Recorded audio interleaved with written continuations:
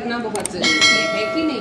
पर देखो, मैं क्लिनिक में बैठती हूँ, सबसे पहले मैं ही किसी की ज़िंदगी को पूरी तरह से हिला देती हूँ बता के कि डायग्नोसिस कैंसर का है ना।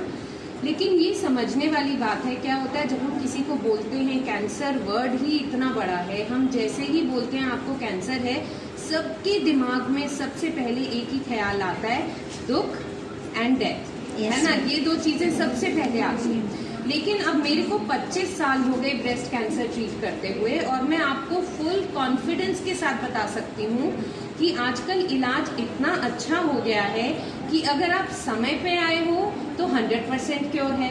आप समय पे नहीं भी आए हो, फिर भी आजकल ट्रीटमेंट्स इतनी अच्छी हो गई हैं कि एटलीस्ट हम आपकी ज़िंदगी को इतना कंफर्टेबल बना सकते हैं कि आप अपनी normal day to day life जो है, ज़िंदगी जो है, वो जी सको।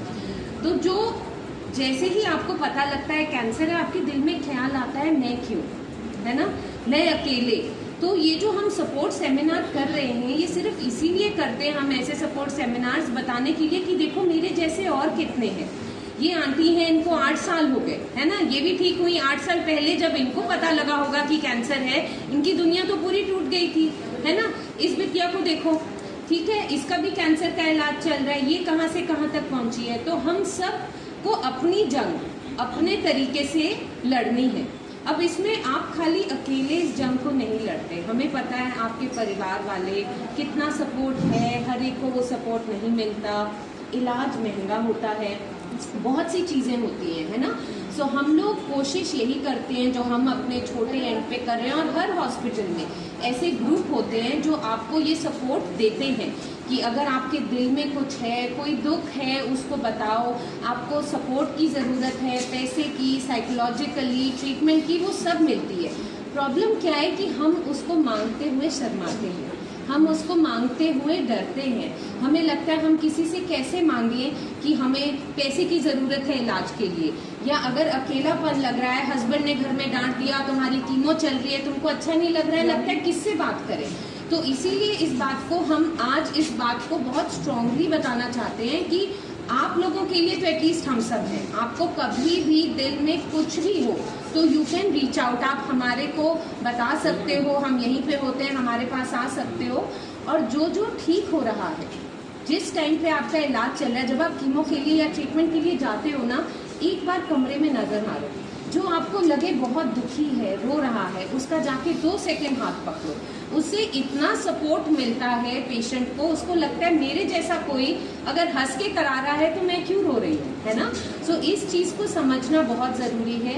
एज अ डॉक्टर मैं एक बात बहुत ज़रूरी आपको बताना चाहती हूँ कि आधे रास्ते इलाज कभी नहीं छोड़ना, ये बहुत ज़रूरी चीज़ है। हमारे साथ ही एक बच्ची जुड़ी हुई थी, उसने आधे रास्ते इलाज छोड़ दिया, गांव चली गई, देसी इलाज के चक्कर में पड़ गई, उसकी बीमारी बढ़ गई, फिर उसका इमरजेंसी में हमको इलाज कराना पड़ा। तो ये बात समझनी बहुत ज़रूरी है। आप कहीं भी इलाज करा रहे हो, कोई ना कोई डॉक्टर, नर्स, कोई ना कोई सुनने वाला ज़रूर मिलेगा। तो शर्माना नहीं है, अपना इलाज अच्छे से कराना है, और खुद को तो प्यार करना ही है, पर आसपास अपने जब कोई दिखे कि उसको आपकी ज़रूरत है, उसका हाथ पकड़ना भी बहुत ज़रूरी है। ऑल्सो लेडीज़ के साथ क्या होता है कि आपका इलाज चल रहा, अब आप घर गए हो, आपको ठीक नहीं लग रहा, पर आपकी अंतरात्मा कहेगी नहीं बच्चों के लिए खाना बना लूँ, हस्बैंड के लिए कुछ कर लूँ। नहीं, अगर आपको ठीक नहीं लग रहा है तो नहीं लग रहा है, अगर आप उस वक्त खुद को नहीं संभालोगी, अपने आप को समय नहीं दोगी, तो कल को और बीमार पड़ जाओगी, आपके परिवार वालों के लिए और दिक्कत है कि नहीं। तो इस चीज़ को समझना ज़रूरी है। और आज हम लोग ज़्यादा नहीं बोलेंगे, हम चाहते हैं कि आप सब हमसे पूछो, सवाल पूछो इलाज के रिलेटेड, और कोई मन में कोई चिंता हो किसी भी चीज़ की, वो आप हमसे बात करो। तो आज हम सहेलियों की तरह यहाँ बात करेंगे, ये टीचर स्टूडेंट का लेक्चर वाली बात नहीं होगी, हम सहेलियों की तरह यहाँ पर बात करेंगे। सो जो भी कुछ बताना चाहता है या पूछना चाहता है, आपसे शुरू करें, ठीक है। आपका इलाज कब शुरू हुआ था? आपका कब शुरू हुआ था इलाज? हाँ, नाम बता दो अपना। मुन्नी। कितनी उम्र है मुन्नी आपकी? 33। अच्छा, बच्चे हैं आपके? कितनी उम्र है उसकी? 2.5 साल का। अच्छा, आपका कब हुआ था डायग्नोसिस? 1.5 साल। 1.5 साल पहले हुआ था। और इलाज कहाँ चला?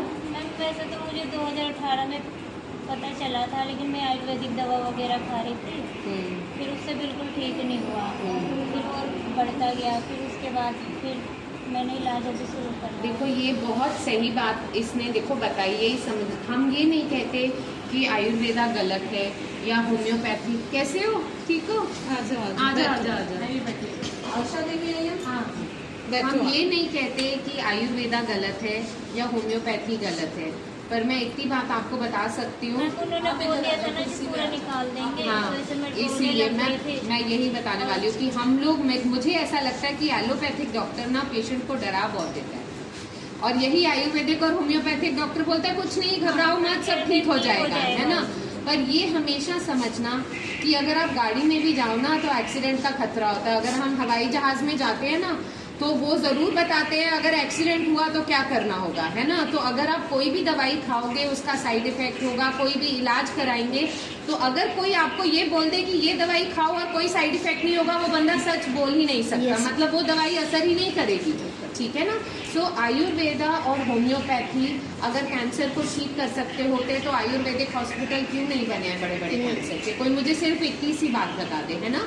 सो आप ढंग का इलाज कराइए, पर आयुर्वेदा में आपको खाने पीने के लिए, एक्सरसाइज के लिए बाकी इतनी अच्छी चीज़ें बताते हैं जो आपको कीमो से जल्दी अच्छे से ठीक होने में हेल्प करती हैं। पर अकेले आयुर्वेदा से कोई ठीक नहीं होता, और ये मेरी रोज़ की कहानी है। हर रोज़ मैं 2 या 3 ऐसे पेशेंट देखती हूँ जो 2-3 साल से अलग इलाज करा रहे थे, बीमारी बढ़ गई, बीमारी फैल गई, फिर जब तक वो आते हैं फिर हमारे हाथ में भी बहुत नहीं रहता, ठीक है ना। पर आपने फिर इलाज कहाँ पर कराया? एम्स में कराया। अभी खत्म है इलाज आपका? ठीक हो गया था, इलाज तो खत्म हो गया, लेकिन मैम पता नहीं खांसी हो गई मुझे, और होने के बाद मैं थोड़ी देर चलती हूँ तो मेरा सांस फूलने लग जाता है। अच्छा। तो मैम अब CT स्कैन करवाना है आपको, ठीक है, कोई नहीं। देखो क्या है, जितनी लेट हम बीमारी पकड़ते हैं उतना उसके वापस आने का खतरा होता है। पर ये सोच के कि बीमारी वापस आ जाएगी और उस डर से आपने जितना इलाज कराया है उस टाइम को भी अच्छे से नहीं निकालो तो वो आपके शरीर को स्ट्रांग नहीं होने देता है, क्योंकि दिमाग में परेशानी है और दिमाग की परेशानी शरीर को ठीक नहीं होने देती।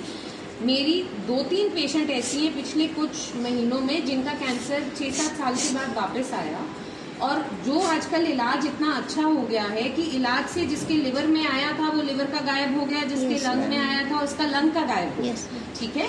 तो आप आराम से CT स्कैन कराओ। और एक और चीज, जब इलाज कराते हैं ना उसके बाद खांसी भी आती है ना तो लगता है कैंसर वापस आ गया, तो वो डर में नहीं, नॉर्मल भी होता है तो भी फील होता है कि कैंसर तो पेशेंट आते हैं देखो यहाँ पे कुछ हो गया, वो शुरू से उनके था पर उनका ध्यान ही नहीं गया कभी उसकी तरफ। तो आपको डर में जिंदगी को नहीं जीना है ना। अपना हंसो खेलो, बाकी तो देखो बहुत आसान है बैठ के सोचना मैं क्यों, मुझे क्यों, वापस आ जाएगा, देखो वो हंस रही है वो तो ठीक है, मुझे क्यों हुआ। ऐसा सोचते रहो तो कोई अंत ही नहीं है ना। अपने को खींच के ऊपर लाओ, ऐसे बढ़िया तैयार होके यहाँ पे आओ, हंस के बात करो तो और भी अच्छा लगता है कि नहीं। Well done. आप कुछ बोलना चाहोगे सबको, कुछ बताना चाहोगे? इलाज के टाइम क्या आपको कुछ ज्यादा दिक्कत आई या कुछ हुआ? आ जाओ, इसी बहाने हमारे साथ फोटो भी हो जाए।